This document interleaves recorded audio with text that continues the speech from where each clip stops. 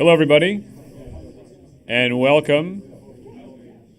Thanks for joining us here today. I'm glad that all of you who are here in the room could be here. Welcome to the Washington Institute, and welcome also to those who are watching online on our live stream. I'm Michael Singh. I'm the managing director of the Washington Institute. I'm going to simply moderate today's session. Let me just start out by reminding everyone that this is being broadcast live over the internet. It is on the record. Please bear that in mind when you're sort of formulating your questions and if you're muttering under your breath about our speakers or anything like that.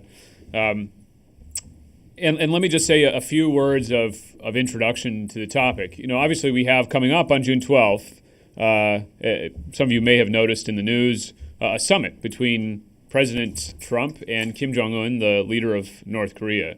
You may ask, well, what does it have to do with the Middle East? Well, we were feeling left out, and so we thought we would decide to host an event on this. But in fact, as our speakers will tell you, there is a connection to the Middle East because North Korea, in addition to everything else it has engaged in, from its nuclear weapons program to its provocations on the Korean Peninsula and elsewhere, has been an active player in the Middle East, from Iran's ballistic missile program to building a nuclear reactor in the deserts of Syria to much more direct involvement in some of the region's conflicts over the decades.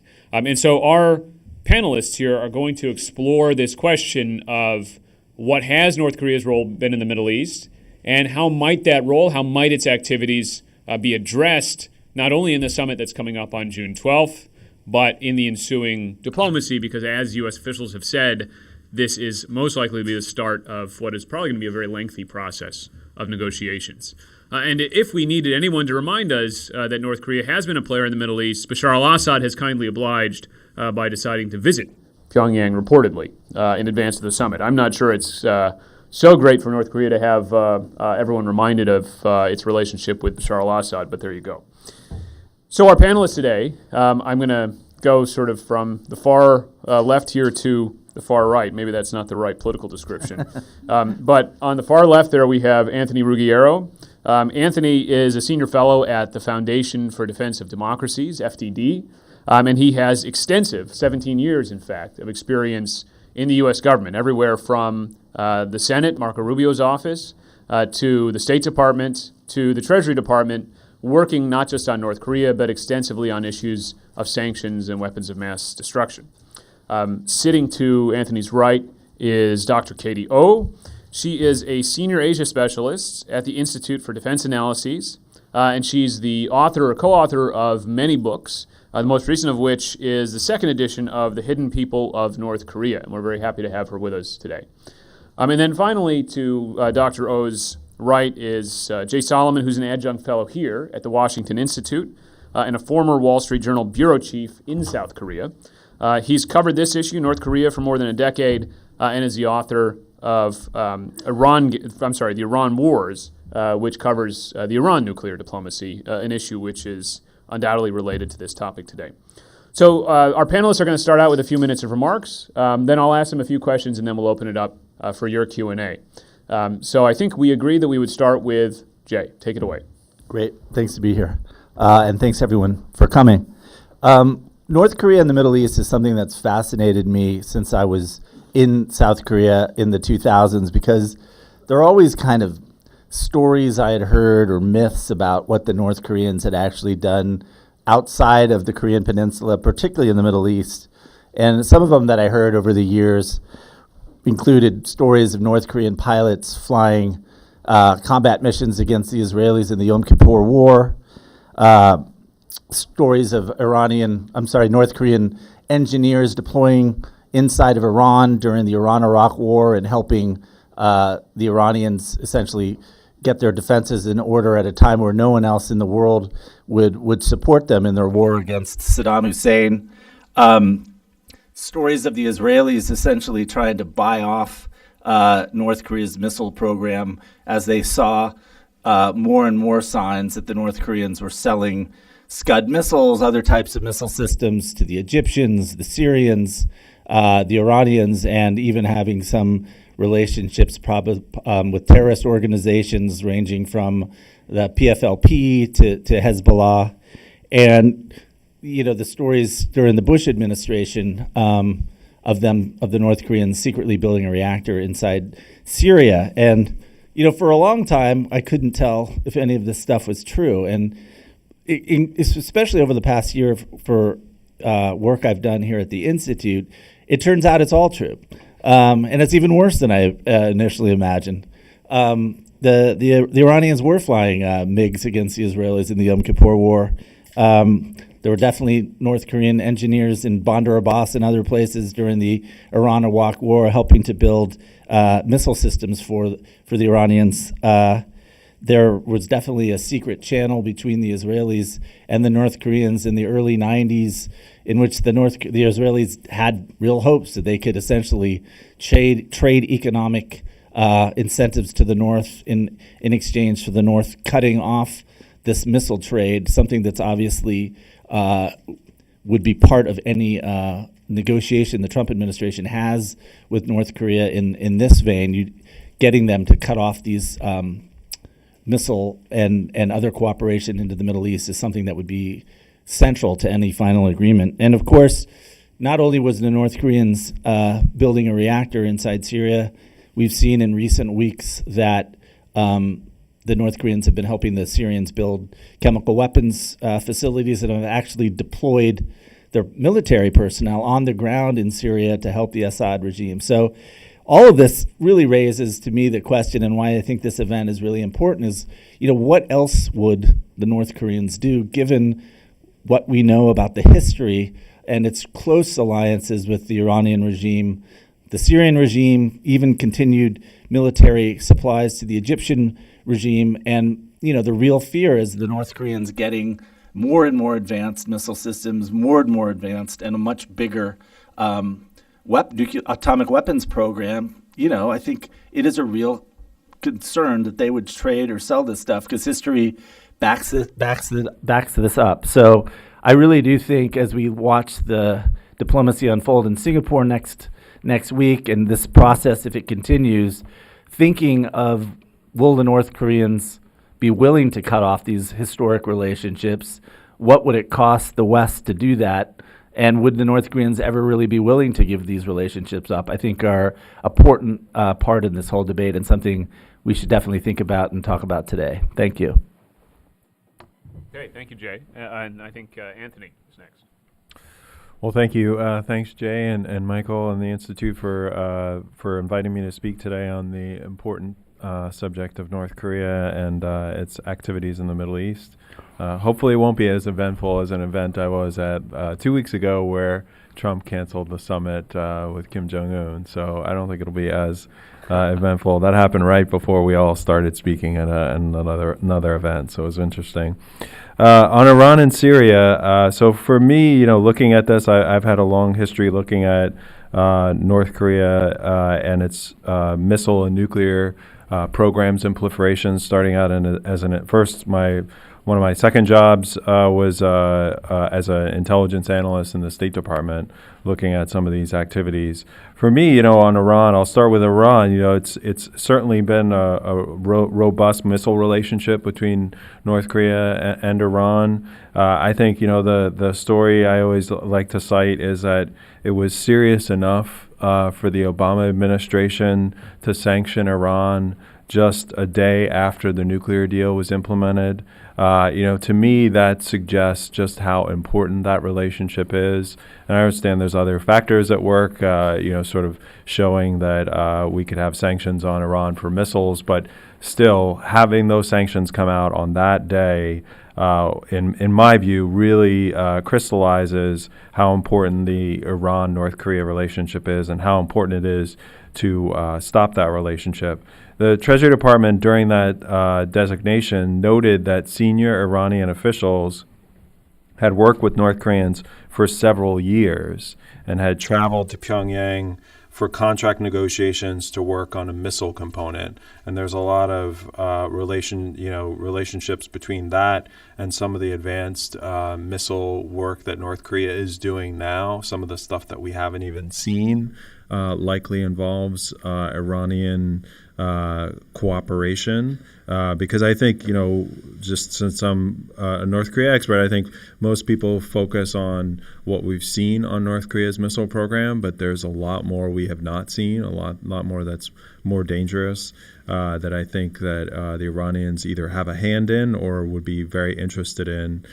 For me, looking at the North Korea missile program, their missile developments could lead to more missile deals, and that's the way I look at it. When you look at North Korea in the context of its relationship with other partners in the Middle East, some of those relationships may have fallen off, and I think that's less a product of the relationship souring and more evidence of North Korea's products are just not attractive to some of those partners. And as North Korea's missile program continues, I think those items will become more attractive. One example is North Korea's efforts on solid-fueled ballistic missiles, in particular a medium-range ballistic missile, which would offer Iran the advantage that it would be harder to detect and require less time to launch. I think it's pretty clear that Iran's own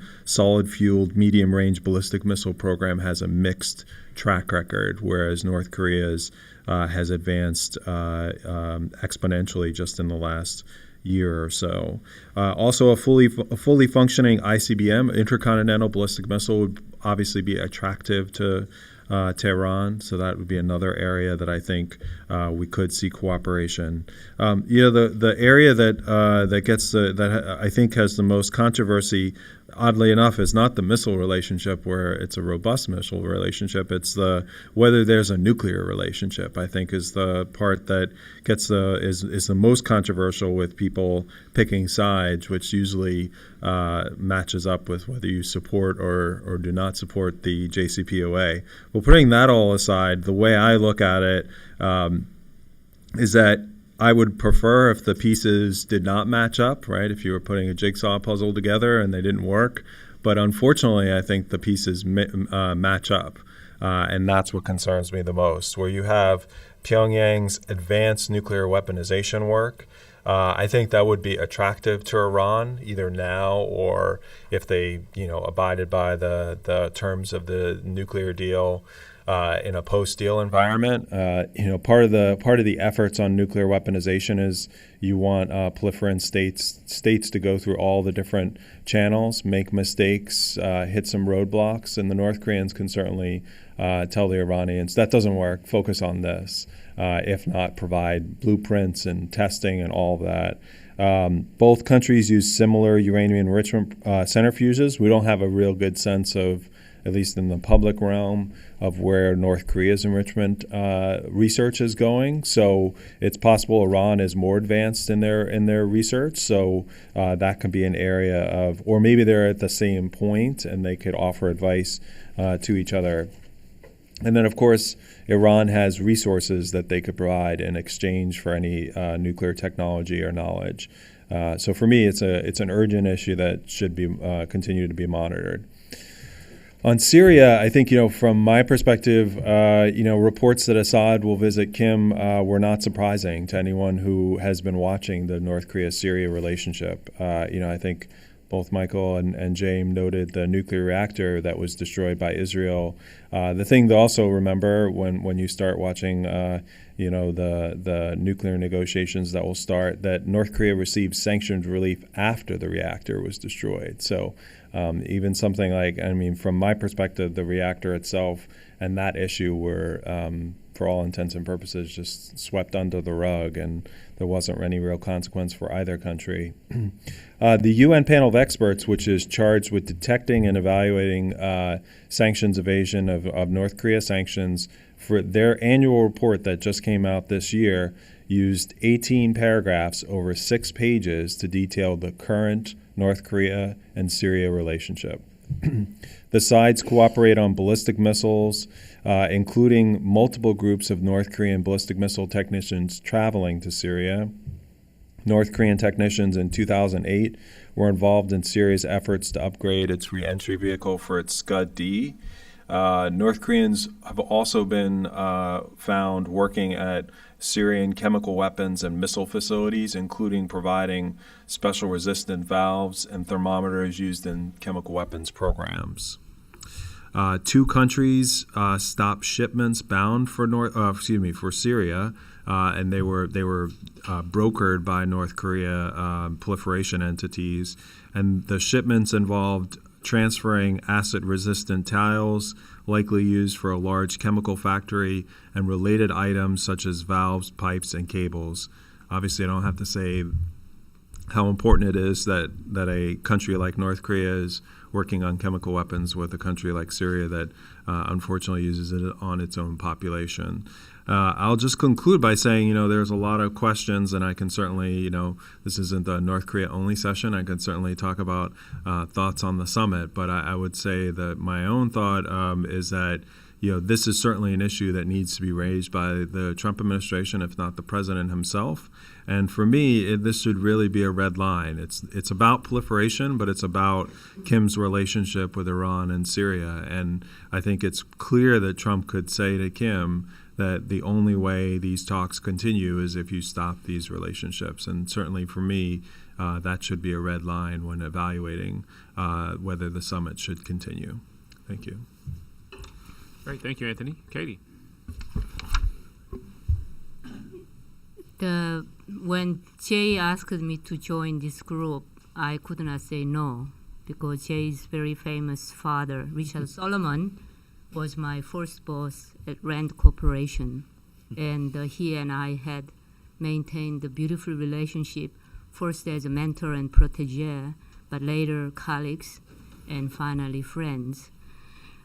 My work is focusing usually on East Asia, defense and foreign policy. So I am not an expert of so-called, as Brian Jenkins, famous terrorism expert, once very aptly summarized, so-called seedy, greedy, greasy, gruesome, grotesque business.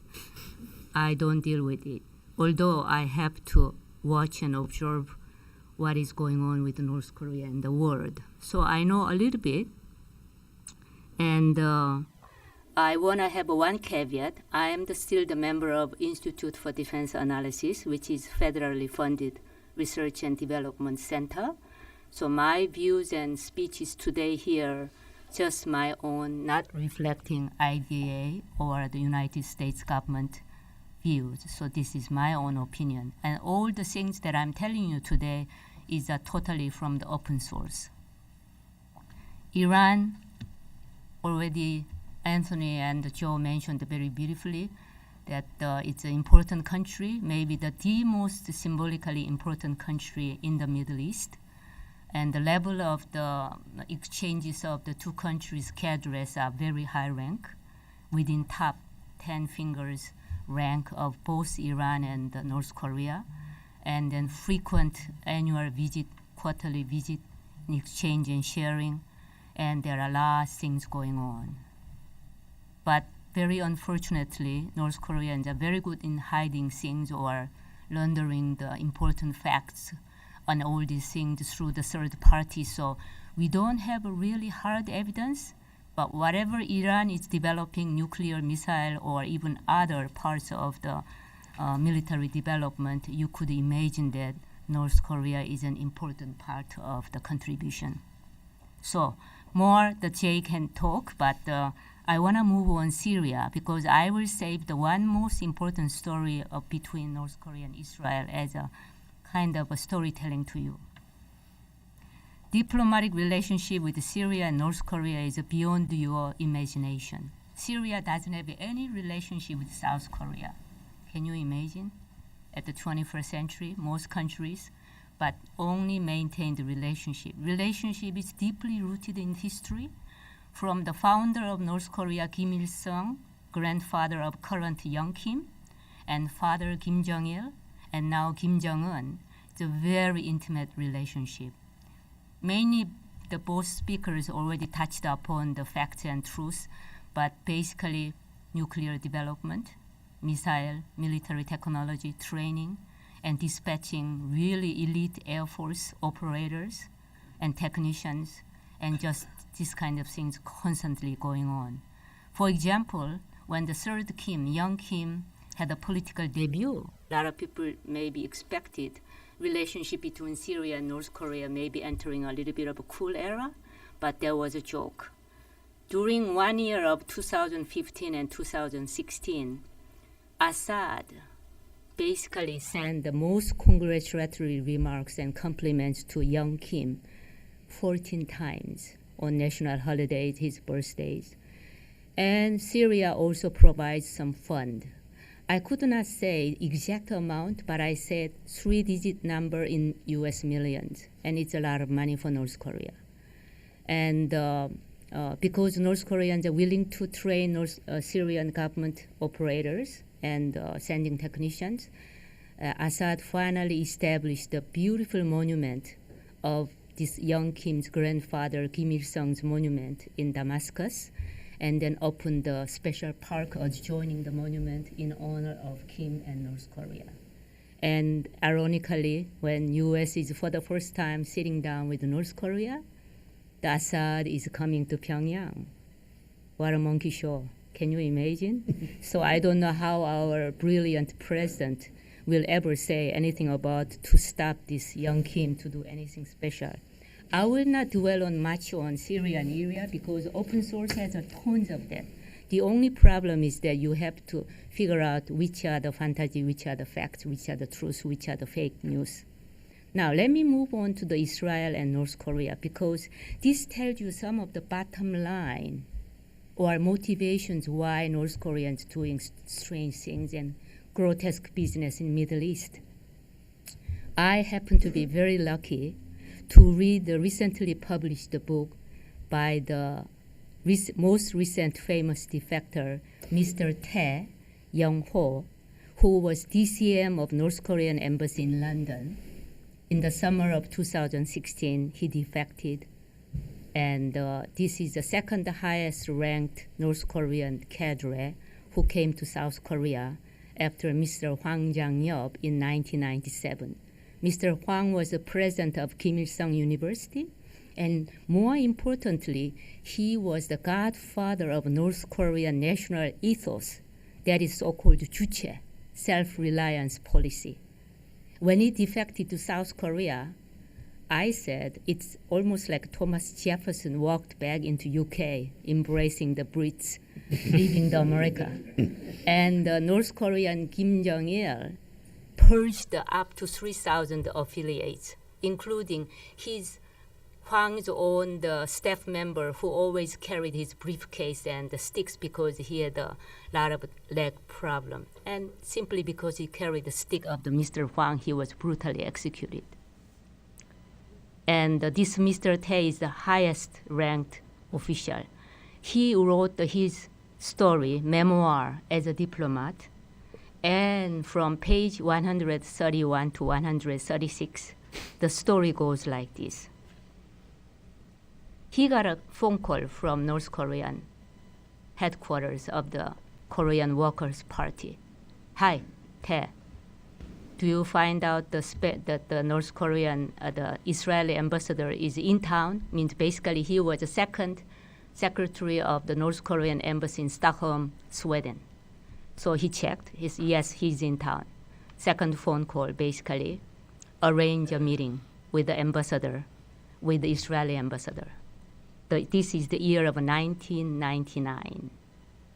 And the ambassador to Sweden from North Korea didn't speak very good English at all, but Tae was trained he studied the English major and his English is fabulous. So even though he was only second secretary, he arranged the meeting. Finally arranged the meeting with Israeli ambassador and North Korean ambassador and Mr. Tae in a kind of a quiet cafe. He said, my first observation is that I was so shocked that Israeli ambassadors' security detail are beautiful for ladies, not a single man. So he was very impressed. And as soon as they sat down, Ambassador Son, just rapid fire, demanded, and goes like this.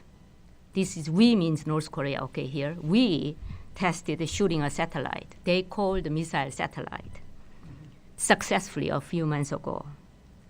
And Iran and the Middle East countries show strong interest in procuring our technology.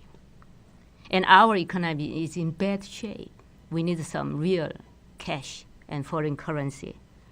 When we export this technology or even the manufactured missiles to the Middle East, can you imagine you, Israel, surrounded by hated countries? Middle East is already hot place, but will be hotter place, maybe involving some war missiles.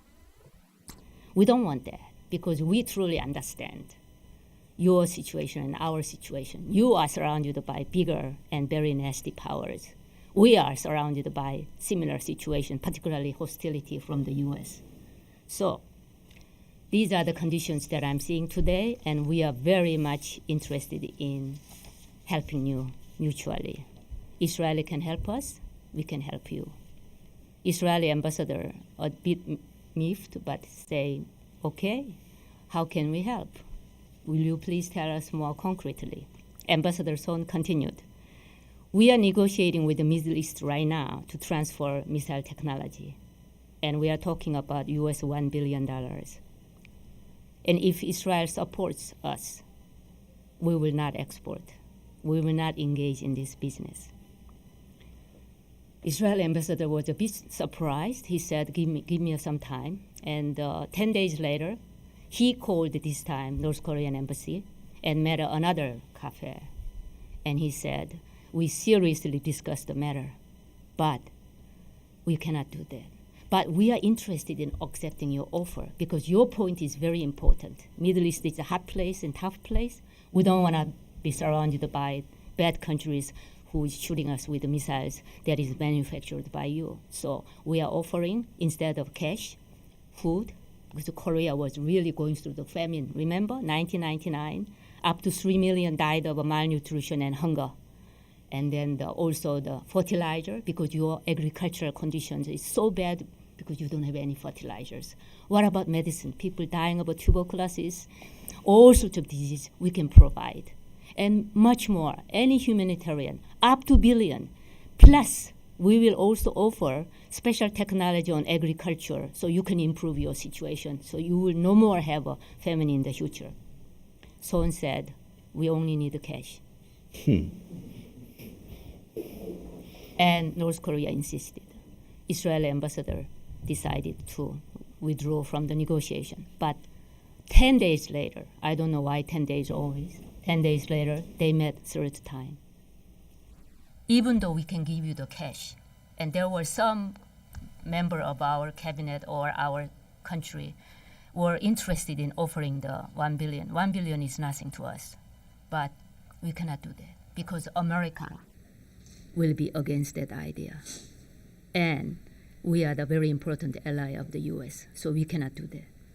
And Son said, we only want cash, so negotiation is done. And the Israeli ambassador very harshly and strongly, clearly told the North Korean ambassador, please be prudent. If you do this, maybe you are violating the Geneva Agreement on nuke development and missile development. And maybe you will be really surrounded by the angry countries, and globally your regime will be threatened. North Korea answered this way. Geneva Agreement was mostly done because this strong superpower US squeezed our arm. We didn't want it, but we followed it, and we regret already. So if they are breaking down that Geneva Agreement, it's good news for us because we can do everything we can do. Basically, that was the bottom line, and then ended. Why I am telling you this, my bottom line I want to offer you right now. The North Koreans will sell, will export, will transfer, will engage in proliferation of WMDs whenever the price is right, buyers is right, timing is right, conditions are good, they will do it. This is not my words. North Korean UN spokesperson, foreign minister, government spokesperson, 4 times they mentioned in various spots, Beijing, Geneva, UN, New York. So we can talk about nuclear missile and summit talks. Let's say all this monkey show can continue until you die. You will not see any resolution because there is a willing party to do it and there is a willing party to accept it. So my final bottom line, unless North Korea changes internally, socially, politically, economically, the fundamental source and headache will be with us, just like a Palestine and Israel situation. Thank you. All right, thank you, Katie. That was not uplifting, but very instructive. I want to ask just a couple of questions to the panel before we open it up for Q&A from the audience. So please do sort of think about your questions, and we'll get to them in just a couple of minutes. The questions I want to pose to you, I'll ask them one at a time, and it's for whoever wants to answer, really. The first is, obviously, the focus of the Trump-Kim summit is North Korea's own nuclear weapons program. And the U.S. is probably focused more than anything else on eliminating the danger of North Korea's nuclear weapons, especially its nuclear ICBMs to the extent they have them. What are the Middle East items, though, that should be on the list of things that the U.S. is demanding from North Korea? Is it just stopping the business with Iran, stopping the business with Syria, or is there more than that? Are there disclosures that are needed? Are there other steps we should be looking for from North Korea in these talks? Antonio, you go ahead. Well, it's always summit questions are always interesting because I think when the administration got out of the Iran nuclear deal, one of the reasons, or at least one of the reasons I interpreted on why they got out, was because the Iran deal is a limited, some would say flawed nuclear only deal. And for a time, the rhetoric associated with the summit with Kim focused on beyond nuclear. But now we have seemingly settled just on the nuclear part of the summit. Unfortunately, I think there are a lot of issues, just North Korea specific, that should be included. But I think that at least in terms of the Middle East for right now, I think that proliferation will be a big part of that. And I hope that the North Koreans have pledged not to proliferate during negotiations before, but I hope that this administration is very specific, especially when it comes to the Middle East. The North Koreans have other things that they've done. They build monuments elsewhere. That's more in Africa, but the North Koreans will do almost anything for a buck if you're willing to pay them. And I think that there's that. There's also the overseas laborers issue, where the North Koreans, there are reports that North Korean laborers have had a part in building the World Cup facilities in Qatar, also in Russia. And that some of the North Koreans have died because of that. I mean, these are what I'm talking about here are slave-like conditions where the revenue goes straight back to the regime, and that's one example. Like overseas laborers, that I think countries will start to loosen their grip on that, and you'll see more North Koreans overseas. So making sure that Middle Eastern countries don't increase their import of North Korean overseas laborers.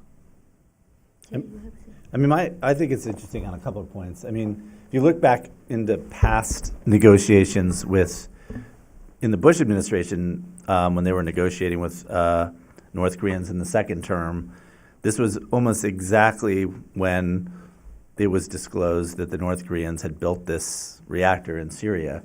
And they kind of got a free pass, I think, because the focus was solely on the plutonium reactor, solely on the nuclear issue. And I think a lot of people in retrospect will go, geez, that was one of the worst acts of proliferation in history, and both the North Koreans and the Syrians kind of got away with it. So I think that's one reason why these export markets have to be part of the negotiation. But I also think the North Koreans have used the Middle East not just to sell weapons, but also as a way to sell their weapons elsewhere. One of the interesting cases in the last couple of years was when the Trump administration kind of withheld aid from Egypt, military aid, in part because they caught the Egyptians buying, I think it was like 30,000 RPGs from North Korean sellers, which is, in Egypt's entire military. It's probably not a big part of it. But what was interesting was that if you studied how the North Koreans were working, they were using their embassy in Cairo as one of the main kind of hubs through which to sell weapons into Africa, which continues to be one of their main kind of export markets. So it wasn't even just that they still had this sales relationship with the Egyptian military, is that the Egyptians were kind of turning a blind eye or were even complicit in some ways with the North Koreans selling their weapons and other stuff into Africa. So I think when you look at the North Korean global network, the Middle East plays a big role. And even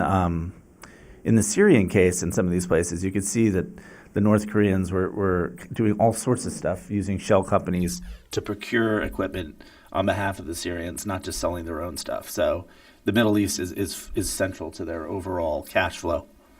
Okay. I don't expect the really great outcome of the summit, although maybe both guys walked out declaring that was a great victory, because either one wants to be loser. And their personalities and everything, in a sense, kind of like the other side of the coin. They are big talker, big smile, photo op. But one thing that I discovered in recent rhetoric of the President Trump is that for the first time he used the word process. He never used the word process. Finally, it's dawned on him that it will take a long time to denuclearize North Korea. Zig Hacker of the Stanford, who went to North Korea, see the uranium and all these sites, basically, even for the easiest case for the Soviet dismantling nukes, it took about 15 years by DTRA, Defense Threat Reduction Agency of the DoD. North Korea is willing to do, but meanwhile, in that case, the economic, the pouring of the aid and cash and everything should go in. The reason that I introduced the Israeli story is that somebody says, yes, for any bucks, North Koreans can do anything. They can sell anything, slave labor, prostitution, fake dollar, fake Viagra. But they are now changing in internal North Korea. Not many people paying attention to. North Korea has 3.7 million cell phones. They can talk to the people in northern border of China, Russia, even South Korea. They are stealth capitalists. During the day, hail Hitler or hail Kim, God's sake. But nonetheless, at night, they hate them and they are trying to be capitalists to survive. They don't give a damn anymore in terms of following the party line. Internal changes is already water under the bridge. It is a watershed event is happening every day. Why Kim came to the summit? He had a double strategy when he became the helmsman. Pursue nukes, missile, pursue economic advancement. Finally, the so-called one sort of treasure is now all beautifully manufactured, means nuke missile is done. We have to focus on economy. Economic sanction, control. Can they make their economy advance? No way. So, South Korean current government is receptive to North Korean demand. Our president was a former businessman, and he wants to deal with from the business viewpoint. So when the price is right, I think that is a little bit of possibility, but the first step will be a tough step, and I cannot predict anything after that. Just one more specific follow-up on this question before I ask the second question, which is, Jay, you've talked about that 2007 destruction of the nuclear reactor. You've talked about how there were other elements to a nuclear weapons program that weren't necessarily discovered. And then, Anthony, you were talking about the puzzle pieces and how they seem to fit together between the Iranian nuclear program and the North Korean nuclear program. So is it enough that the Trump administration insists that these activities stop? So in other words, that North Korea stop selling missiles, stop selling chemical weapons infrastructure to Syria? Or is there some sort of greater need for disclosures, for coming clean on what's happened in the past? Should that be part of the demands, or is that not necessary? Is that sort of water under the bridge at this point? I mean, I would say that a key part of this process is going to be a nuclear declaration by North Korea, and it should include their proliferation activities. If we're just focused on nuclear, I mean, obviously when we get to missile, it'll have to include that. But frankly, that's where the process is always broken down. So I wouldn't hold your breath on whether we'll actually get a declaration. But there are clearly things that we know that are not in the public sphere that the North Koreans likely don't know that we know. And I think the North Koreans will probably try and feed us back what's in the public sphere. And so hopefully, in the public sector, hopefully the North Koreans will come clean. I would say that, we can't, I wouldn't expect that we would get the North Koreans or even the Syrians or the Iranians to agree to some kind of inspections or things like that in terms of being transparent. But, I think when we look at the summit, the declaration is going to be the key part of it, and this will be one aspect of it, because I think what North Korea is going to try and do again is lie about their activities. And frankly, when you're looking, if they lie that like something at a facility is slightly different than something else, that's one thing. If they lie about the extent of their cooperation with Syria or Iran, I think that should be something that would be high up in terms of questioning whether they're serious. Yeah, I mean, if you look at the first two big kind of rounds of negotiations, first with the Clinton administration and then with the Bush administration, I think in both cases you could see, in retrospect, and it probably wasn't easy at the time though, but the failure to sort of have this full accounting. I think it was pretty quickly after the 94 agree framework where the North agreed to shelve their plutonium path that they started to move to procuring equipment for a uranium program, whether it was the relationship with the Pakistanis, stuff that they were doing in Europe. It was pretty close that they went down the second path, and the fact that there was not some broader accounting back then, I think, led for that deal to ultimately collapse. And then under the Bush administration, the second big push in the second term, again, it was kind of the proliferation, the stuff that they were doing in Syria was kind of put on the back burner. And I think, I don't think there's never been a full total accounting on the North Korean project in Syria. The IAEA still has an open file, and then all this stuff we're getting now from on the chemical weapons development and kind of this mystery of exactly how vast was the North Korean project there? Where did the fuel come for that reactor? Where was some of the processing plants? I don't think that's ever really been completely understood, at least not in the public. So I think in both cases you could see the failures of not kind of having this kind of conclusive, more comprehensive agreement. Great. So one last question before we open it up to the crowd, and that's, there's been a lot of commentary on the impact that the U.S. withdrawal from the JCPOA, the Iran nuclear accord, could or couldn't have on the North Korea negotiations. I'm interested in sort of a variation on that question, which is I think all of you, to one extent or another, have paid attention to both that negotiation and the North Korea negotiation. And I'm curious what you think the lessons are from the Iran nuclear negotiations for this perhaps upcoming process of negotiations with North Korea. It sounds, Katie, from your presentation, like one lesson might be that without significant change inside, the sort of intent or the motives for proliferation and for developing a nuclear deterrent will remain. I don't know if you would agree that that's a takeaway from your talk, but it's certainly something that struck me. But for all three of you, are there particular lessons from the JCPOA and its collapse that you think need to be applied to these negotiations going forward? If I put my money on the table, I don't think North Korea consider any negotiations or any deal or any agreement as if they were engraved in the stone or biblical story. They can break anything. They can start a new negotiation. They can start a new talk. So maybe finally they recognize maybe America is just like North Korea, regardless of whether this breaking down the negotiation or deal was good or not, instead of any moral and political judgment. basically what they're taking from U.S. is the U.S. also sometimes break the rule and break the negotiation. We can do all the time. Maybe they learned from us. My sarcastic comments on that. So I'll allow for 4 lessons or 4 ways that Iran is using the North Korea playbook, and then 4 lessons for the Trump administration looking at North Korea, Libya, and Iran negotiations.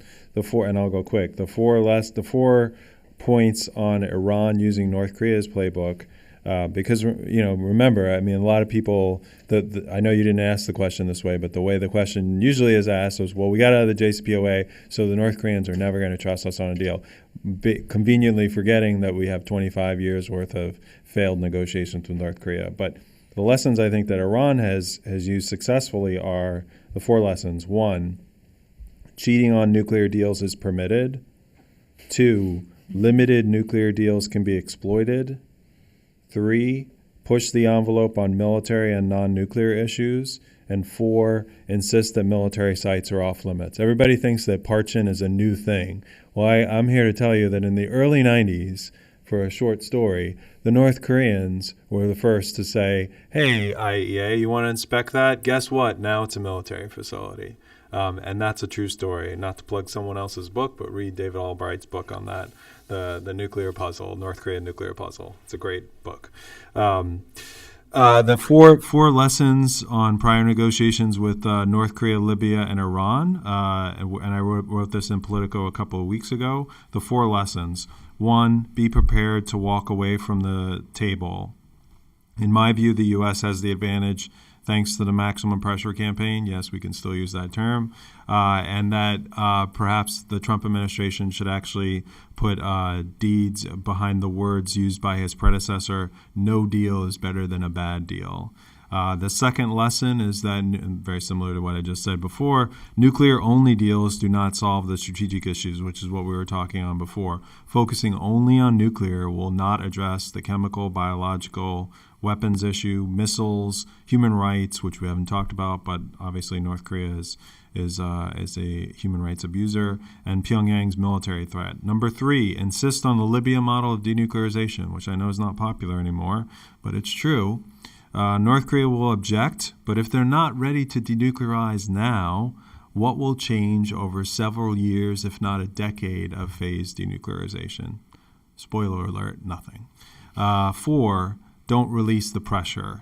The U.S. should hold relief until Kim takes real and irreversible steps toward denuclearization. So those are my 4 lessons and then 4 ways they're using the playbook. I mean, my advice or insights would be from covering the JCPOA negotiations so closely was that, I mean, you could tell when the deal was struck that there were still a host of issues that were never resolved, and that if there was political transition in the U.S. away from, the Democratic Party, the chances of this thing collapsing under its own weight was a huge risk. And I mean, the areas I looked at was, like you said, the military sites. You could talk to any Iranian official in Vienna in July of 2015, and they'd tell you, you can't have any access to our military sites. And the U.S. would say, yes, they can.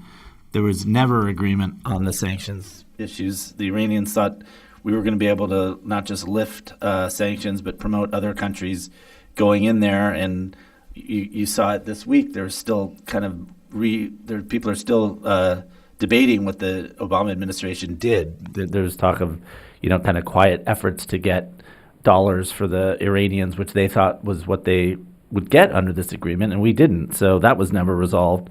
And the kind of coming to terms with the history, the PMD issue, the Obama administration basically kind of agreed that, okay, we're just going to forget about it. We're going to whitewash it, and everyone's going to be cool with that. And it didn't take a rocket scientist to figure out if you had a change in an administration that was critical of the deal, that this was going to become an issue again, and it has. So I think there's got to be much more clarity on these type of agreements, and I think it was a mistake on the Obama side not to try to make it a treaty. They knew it wouldn't, probably wouldn't have succeeded if they did. But it's just so, these deals are so inherently political in this town, unless you have some treaty or some way to sort of protect it, it's not going to sustain itself.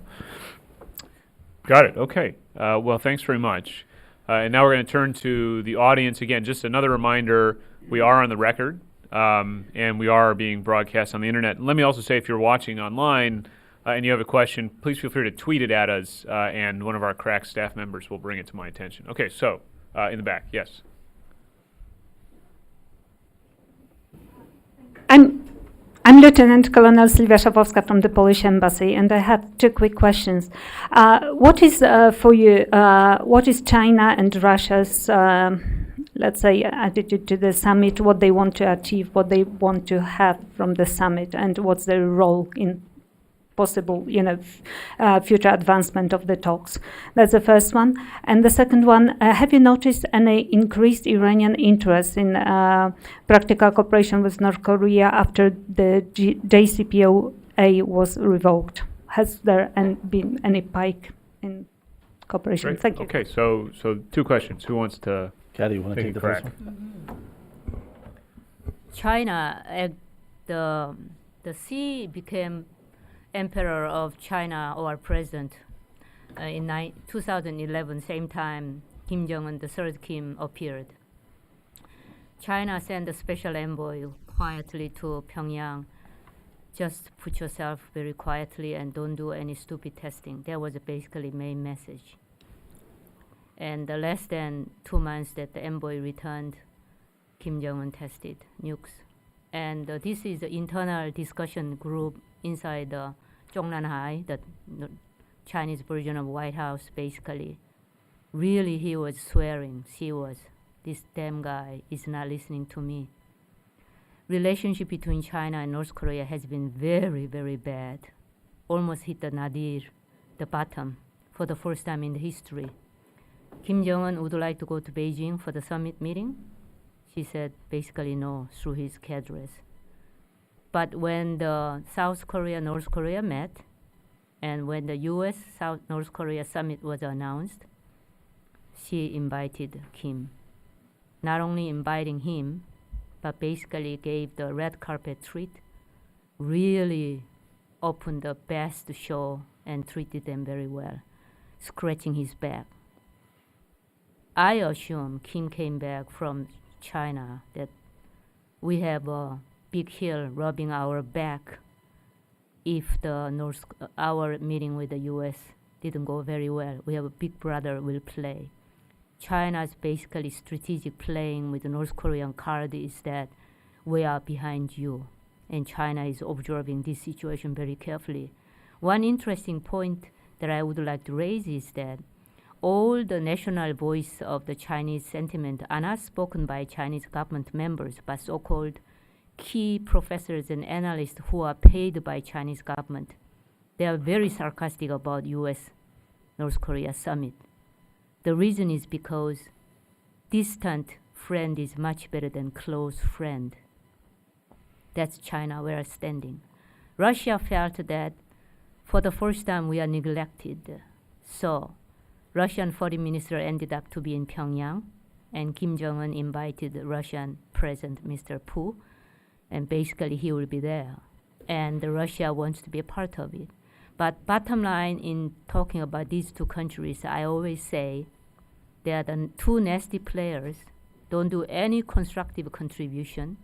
When it comes to the end game sort of thing, when they become loser, then they will put their finger and foot in, so then they can gain something out of the situation, which is very bad, guys. But nonetheless, they are observing the situation very carefully. Well, I mean, I would just say, I mean, I think, China and Russia are not partners here. I think, they both were the worst sanctions evaders, even at the height of maximum pressure policy. The thing I worry about with the Chinese is that they expect that President Trump will play by the old U.S. playbook, and time will tell whether that will happen. In other words, that the U.S. will will fall for Kim's promises and his quote unquote conciliatory statement, and then fall into the trap of phased denuclearization. Maybe we'll get the 6-party talks fired back up, and everybody can go to the Dalyutai State House and talk about North Korea nuclear weapons. But the Chinese and Russians know that that's not going to lead to denuclearization. The concern I have is that I think if it backfires on them, which is still a possibility, that it's Chinese and Russian banks and companies and individuals that will probably bear the brunt of U.S. sanctions if the Trump administration goes in a different direction.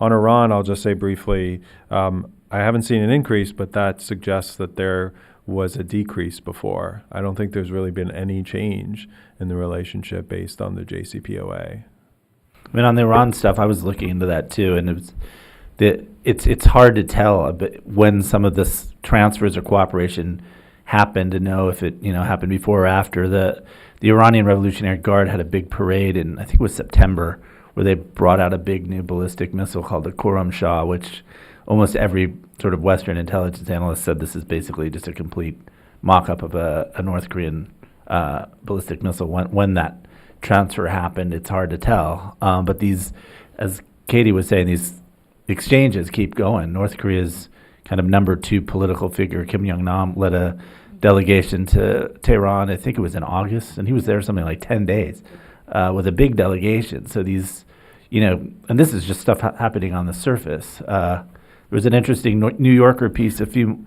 months ago where the journalist described this flight from Beijing to Pyongyang, and the only other guys on the flight were Iranian diplomats.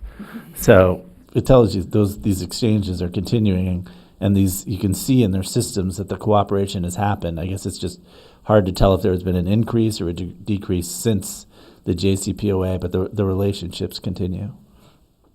Great, thank you. Yes, so in the next row up there, lady in red. Oh, the girl gets special treatment here.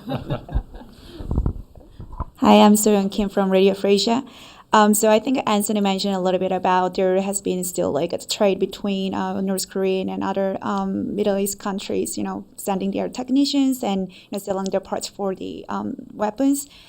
Despite of this sanction, by UN and United States. So what do you think the biggest loophole that they can still do that? And also the relevant question is, let's say after this summit, Kim Jong-un is actually willing to commit to the denuclearization. And how can the U.S. government or UN can handle these issues? Like they can stop North Korea, having this trade, like hidden trade between these countries. Thank you. Thank you. You want to tackle that one? Well, I mean, just on sanctions, I would say, sort of a broader comment is that, and not necessarily just because of your question, but sanctions are not 100% foolproof. So even though we had really good maximum pressure, there's going to be evidence of cracks here and there. I think in terms of a loophole, I think one of the areas that has not yet been focused on is the North Korean shipping sector. I think the administration has identified networks and sanctioned those networks and vessels. But, as I wrote in a paper that came out on Monday, I think the next phase is going to be actually with like-minded partners, probably interdicting those vessels, stopping those vessels, not only in the area near North Korea, but any of them doing these types of proliferation activities. In terms of the question on negotiations and denuclearization, I think as I noted before, proliferation is a necessary part of this process. So while I don't agree with Sig Hecker and Bob Carlin's 15 years of denuclearization, I think that's way too long, and it suggests that there's absolutely no trust between the two sides, which is probably accurate. But if we do have some kind of trust, this will take a shorter period of time. But proliferation is going to be a key question to answer, not just because of our North Korea policy, but because of our broader Middle East policy. So the North Koreans are going to have to be honest. As Jay has said, you built a new nuclear reactor, but there's other facilities that are associated with that. What did you do? Because I think the point here is that it shows North Korea it shows us what North Korea might be capable of if we don't make sure their scientists, sort of the Nunn-Lugar type program, make sure they don't get outside of North Korea. I think it shows why we need to have that as part of the process. And also, on the loopholes, on the sanctions, it really, the more kind of time goes by and this stuff gets studied, is just how effective North Korea has been at using these kind of nodes, shell companies, fronts operating out of China, Kuala Lumpur, Cairo. Even under this incredible sanctions regime, they've still been able to operate it. And a lot of these cases, certainly in China, it's hard to believe the Chinese are totally blind to what the North Koreans are doing. A lot of it's coming out of their embassy, they do so much out of their embassies in these various countries. So a lot of it is still, the political will to shut down those loopholes, because a lot of the stuff it's not a shocker that it's coming out of the North Korean embassy in Beijing, some company associated with the North Korean embassy in Singapore. They've done this repeatedly. I would just add one point of my own, which is it's important to remember that as we're negotiating with North Korea, if these proliferation items aren't on the list of things we demand from the North Koreans, and if they don't agree, we're also trying to ramp up pressure on Iran. So these sanctions regimes interlock to some extent. If North Korea continues to trade with Iran and we're trying to be nice to North Korea, that either means trying to enforce the sanctions anyway and risk exploding the diplomatic process, or giving North Korea exemptions from Iran sanctions, which I think is almost unthinkable, frankly. So Danny in the back row. Hi, Danny Glazer from the Financial Integrity Network. It's good to see you guys. I have a question about the proliferation North Korean proliferation within the Middle East. You guys spoke about Iran and Syria. Most of your comments are focused on that. Jay, you talked about the historical relationship between Egypt and North Korea, and Anthony, you mentioned also some of the economic connections that North Korea has within the Gulf. But I'm curious, particularly with respect to proliferation, and particularly with respect to missile proliferation, other than Iran and North Korea, should we be concerned about, other than Iran and Syria, should we be concerned about missile proliferation within the Middle East as it applies to North Korea? Are they, do they have relations in North Africa, with countries in North Africa, with countries in the Gulf? Are there non-state actors like the Houthis or like Hezbollah or like Palestinian groups, ISIL, which that are interested in North Korean material? Who else besides Iran and Syria should we be worried about in that regard? Okay, I can answer to that. I once worked for the Treasury Secretary, who asked me about the illegal transaction and North Korea's illegal activities, including this WMD transfer. And sub-Saharan African states and countries like Yemen and all the potential buyers in the Southeast Asia, South Asia, you can name them. And they do the beautiful contract laundering and the money laundering and the ship laundering. Basically, North Korean ship is not a North Korean ship. As somebody mentioned, the shipment and the shipping is totally different story, because one time I was Queen's Court eyewitness for the North Korean shipping industry, cheating and fooling everybody. And then they sometimes carry even South Korean flag when they carry this some kind of dubious, grotesque weapons, delivering to the third party. So again, the point is that North Korea is a cash-lack society. They need a foreign currency. Kim Jong-un can no longer control society with the only promise of will be glorious nuclear power, and I'll be your God and your father and your leader. Will not work anymore. He has to deliver economic means that they don't have any manufacturing basis because the economy is basically ruined. So weapons, slave labor, all the fake goods, illegal activities, transactions are their main business. So instead of looking at the symptom, you should look at the fundamental foundation of the why North Koreans are doing that. If I could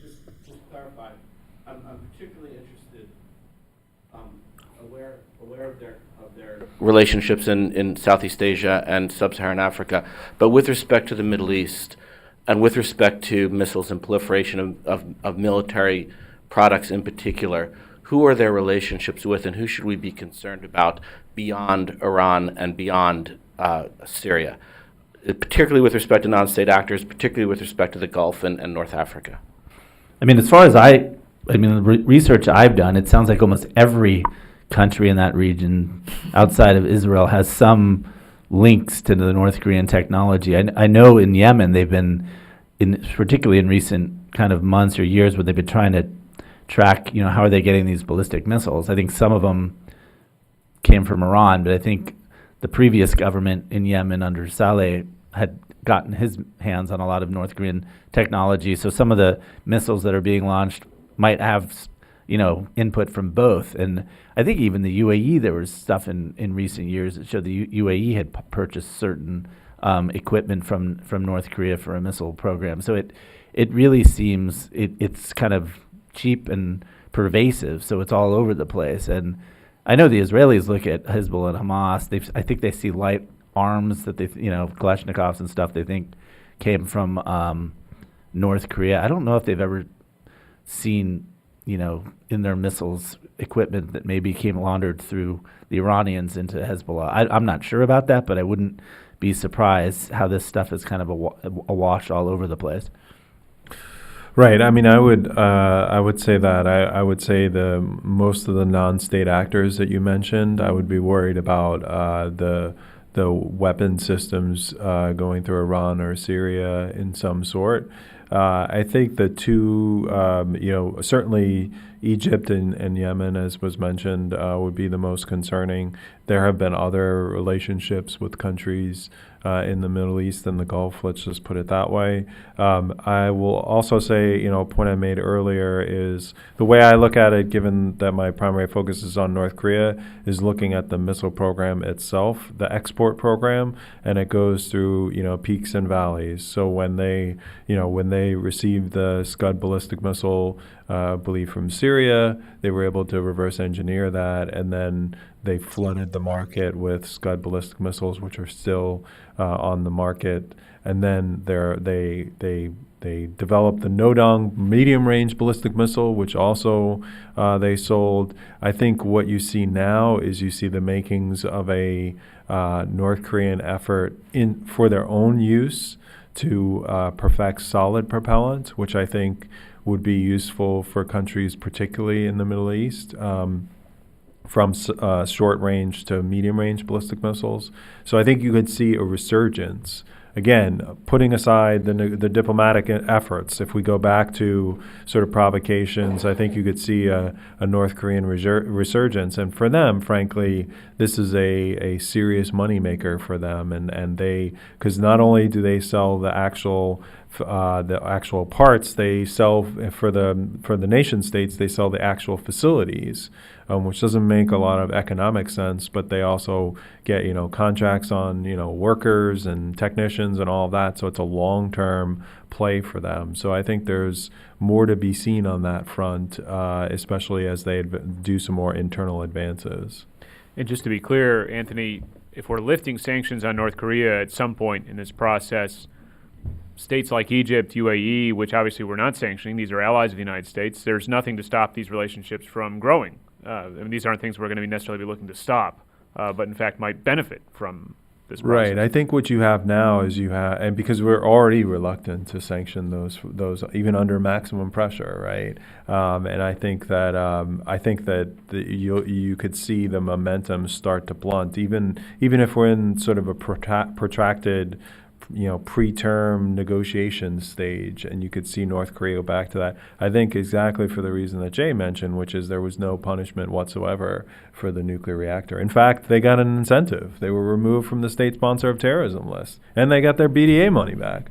So, it was like a twofer for them. So, I think their lesson out of that was, who cares about proliferation? The U.S. may not care about it because they're too focused on negotiations. And again, if the Trump administration and President Trump in particular, follows the old U.S. playbook, That's what's in that playbook, which is pushing everything to the side in favor of negotiations. I was senior director for the Middle East at the NSC at that time, so you guys are bringing back painful No memories offense. for me. So we have a question here in the front.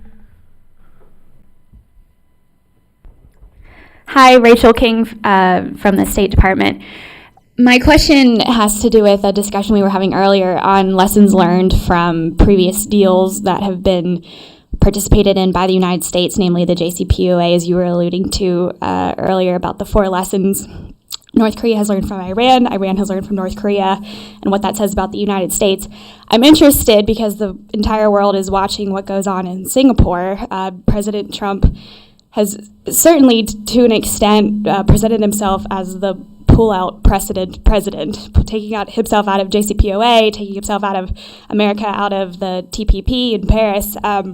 I'm curious your thoughts on what Israel and Palestine specifically will be watching and waiting to learn from with America's behavior in whatever happens in Singapore, potentially what's at stake, and what lessons might be learned from that as we leave Singapore and enter into or continue along in the process of pursuing a peace agreement between Israel and Palestine.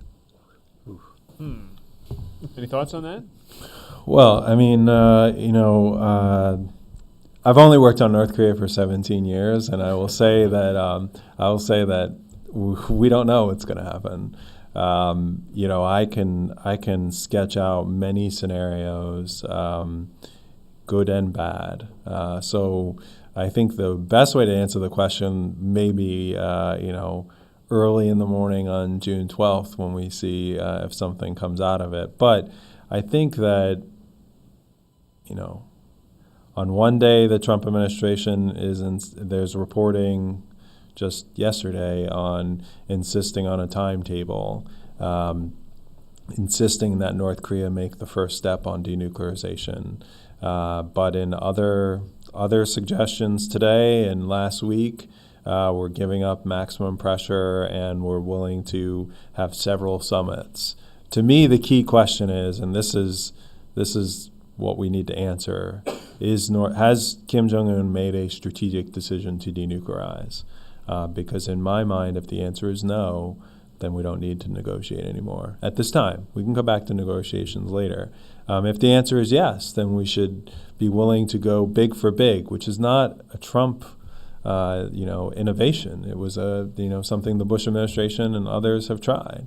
So I think watch this space, right? And I think I mentioned earlier that there was a suggestion we were going to go more than nuclear, but it certainly seems like this administration has realized that nuclear is really hard, and we got to do that first, and then maybe we'll go to something else.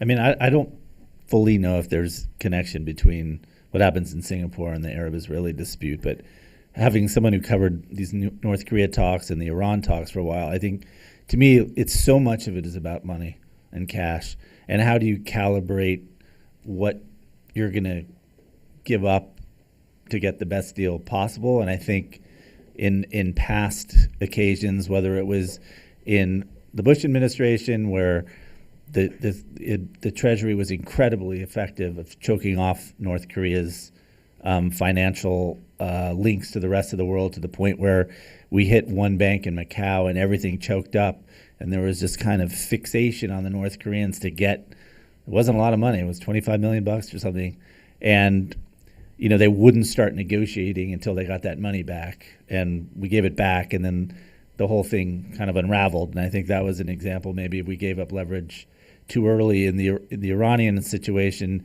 too. You could feel in 2013 when Rouhani took power, there was almost this, you could feel it because I was in Iran that year, this panic that they could not get their money on, they couldn't get their hands on hard currency. And we reached, I'm not saying there's an easy answer, but we went into negotiations. There was an interim agreement, and then we took the foot off the pressure. There were no new sanctions, and we started to give them $700 million a month. And I think the pressure that I felt, or almost panic in 2013, abated, and there should have been a better use of that leverage. And that to me is one of the most important dynamics in both the North Korean and the Iranian front. And just to get back to what some of the stuff Katie said earlier, I remember in 2000, and this is where I became incredibly cynical about the North Koreans, is Kim Dae-jung won the Nobel Peace Prize for his summit with Kim Jong-il. Everyone had this kind of euphoric hope that there was going to be an agreement, and then things kind of quieted, and then a year and a half later, one of the top executives from Hyundai jumps off a building in the middle of the day, and sure enough, there was a huge scandal because Hyundai had paid Kim Jong-il $500 million to show up, and that really showed how much money and just hard cash was at the center of this, and I think it's going to be similar in this case. I'll just add myself. I do think that you hesitate to draw too many analogies because each situation is different. But if the United States, in the course of these negotiations with North Korea, appears eager to withdraw troops from the peninsula, withdraw anti-missile defenses from the peninsula, as has been suggested in the press, obviously that won't be looked upon favorably by our ally Japan. I do think that other U.S. allies around the world will inevitably look at that with some nervousness, and you could certainly look at the Middle East and say, what will our allies think about sort of U.S. credibility and commitments in that circumstance? Dr. Clausen.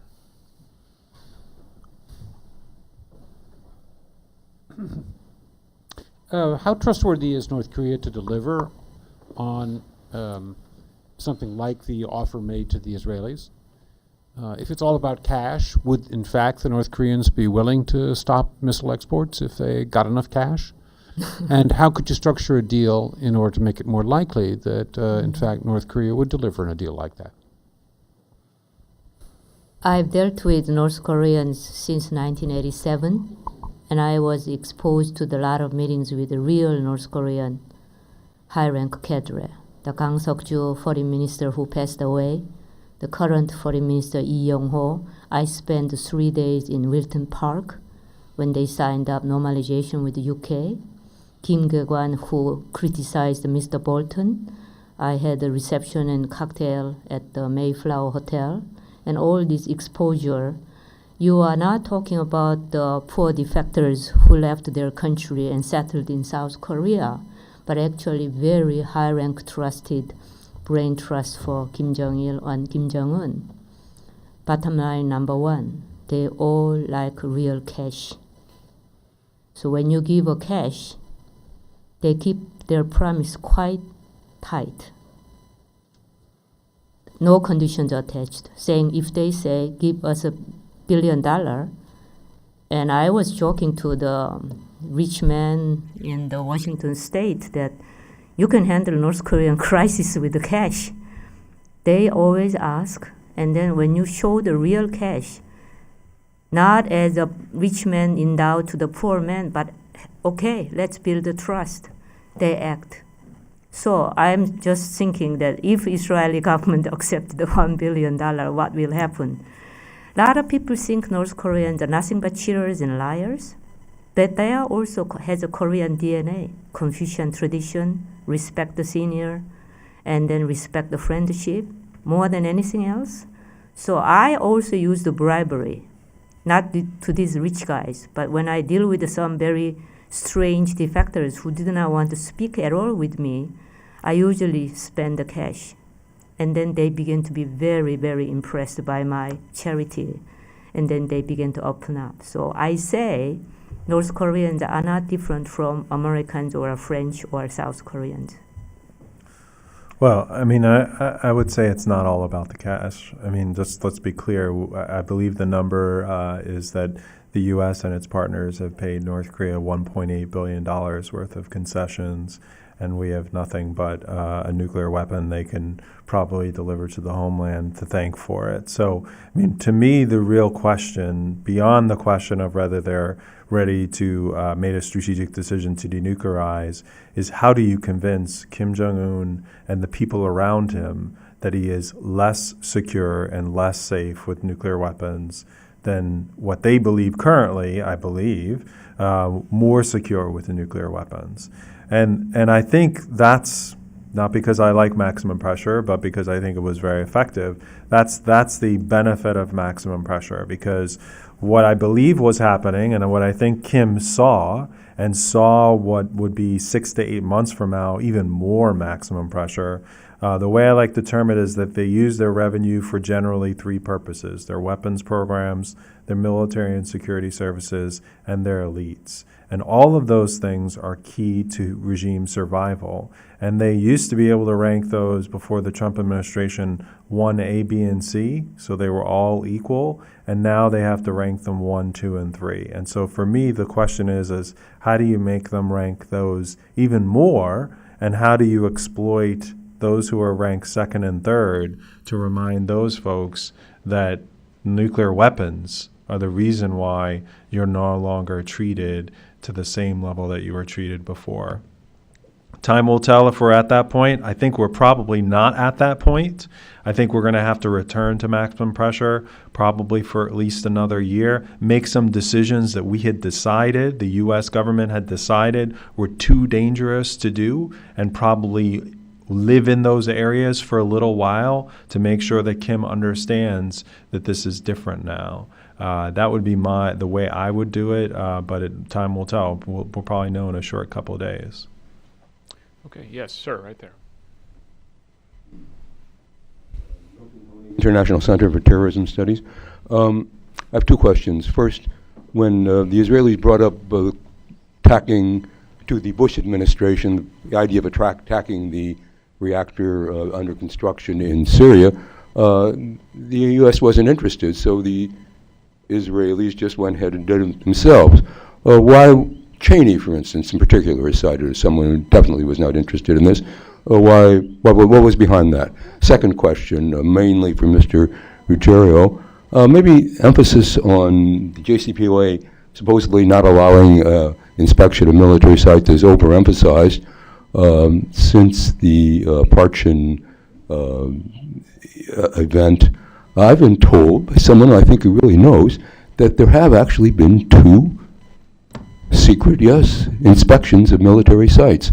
So maybe the question is, maybe you need more transparency. I believe that there have been 2 additional inspections of military sites. So transparency. Are you talking about Iran or North Korea? In Iran. In Iran. There have been inspections of military sites in Iran. That's publicly documented. So the Parchin inspections, for example. No, I see, since the Parchin, because that's the controversial thing about how it was carried out. The IEA used Iranians to look. But I've been told that since then, there have been 2 inspections. I've been told by someone who I think ought to know. So therefore, I think that under the JCPOA, military inspections of military sites are allowed.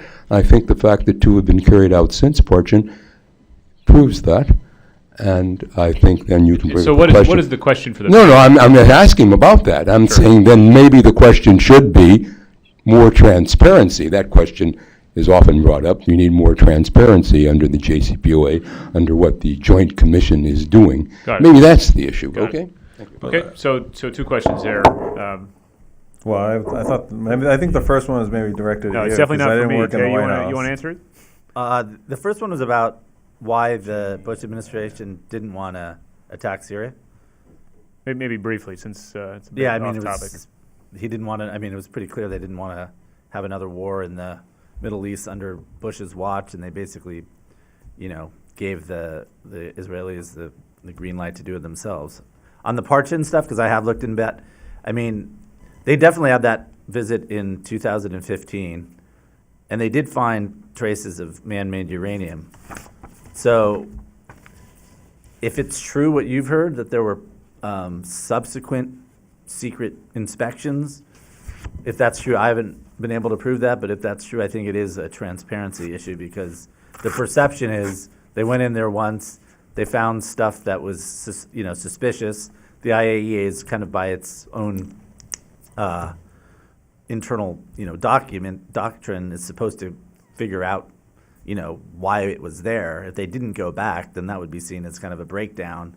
But if there have been, subsequent visits that helped clarify things, and that wasn't made public, yeah, that's a problem in transparency, because that's the perception is they've been stonewalled on that issue since. So let's gather I think there's two more questions. Let's gather both of them since we only have a couple minutes left, and then we'll try to answer them together. So in either order here, just. John Burton with the Korea Times. If Trump comes back with a flawed agreement from Singapore, how much pushback will there be in Congress? In particular, if you look at the sanctions legislation, it has a lot of actually very tough conditions for those to be lifted. Okay. Thank you. I would like to ask you about the timing. Introduce yourself briefly. Oh, yeah. Andres Nikolaidis. I'm the chargé at the Embassy of Cyprus. Regarding the timing of the announcement of the visit of Bashar al-Assad to North Korea, is certainly curious. And would you interpret as an indication that the Kim regime wants to indicate that they will not be abandoning old friendships and partnerships, or do you think it's a source of embarrassment for the Kim regime emanating from Damascus? Okay, I'll answer that easy question of your question. I like it. North Korea really thinks that they are the movers and shakers, even though they're a small country, particularly Kim Jong-un and the entire elite. Basically, we are not just dealing with the U.S. This is our good old friend. Whenever he comes to come, we can welcome it. Always multiple relationship, and it's not just like to try to give some kind of signal to the U.S. or something to support Syria. It's nothing. It's whatever they would like to do it, they think they do it, they do it. So that's the interesting part of North Korean entity and their interesting philosophy. So even with China, sometimes they behave very badly, and even with the U.S. they can behave very nicely, depending on their mood and then sentiment, on the daily whatever mandate of the Kim Jong-un.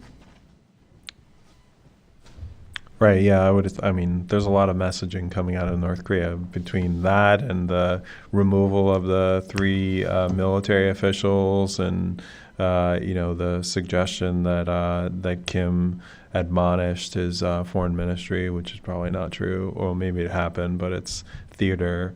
I think there's a lot of political posturing going on by North Korea. In terms of Congress, that's a good question. I think that when you look at the laws, the North Korea-related law, and then CATSA, a lot of those were bipartisan, significantly, overwhelmingly bipartisan. I think there's a lot of interest on Capitol Hill on North Korea, putting aside, how sanctions are relieved. I think there'll be a lot of questions. I thought it was interesting this week or late last week where we saw 5 or 6 Democratic senators putting out a letter to, I believe it's to Mnuchin and Pompeo, basically talking about CVID, complete, verifiable, irreversible denuclearization. I mean, it could have been written during the Bush administration. It could have been written by Republican senators. It was quite, talking about sanctions and all of that. So I think there's going to be, it's going to be interesting to see if the administration returns with something very similar to the 2005 joint statement. I think that could be condemned on both sides of the aisle, both in official circles and then out in the public sphere. And I think the administration understands that. I think Secretary of State Pompeo understands that. Certainly, John Bolton understands that. So even if there's a deal on the table, I think the discussion amongst the U.S., and I was there for the 6-party talks, so these things happen. The discussion amongst the U.S. delegation will be, can we go home with this deal, which is essentially a flawed deal we've gotten before. So that's, I think those internal dynamics will be as interesting as what occurs in the meeting room. Great. Well, thanks very much. I want to thank all of you for joining us, everybody who's watching on the internet. And of course, please join me in thanking our panelists. Awesome. Thanks. Great. Thank you.